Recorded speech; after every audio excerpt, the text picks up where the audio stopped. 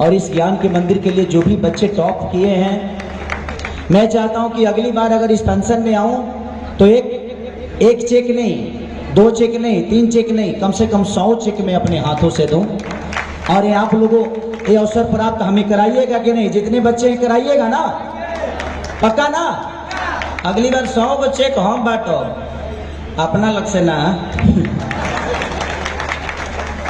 संस्था के तरफ से।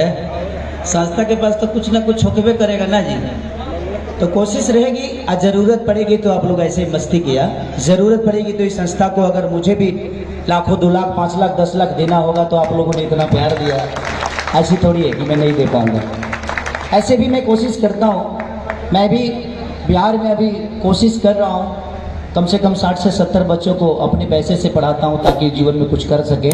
और वैसे बच्चे हैं जिनका कोई नहीं है, तो कोशिश है हर आदमी अगर बच्चों को अपना ले तो शायद इस दुनिया में कोई अनाथ नहीं होगा।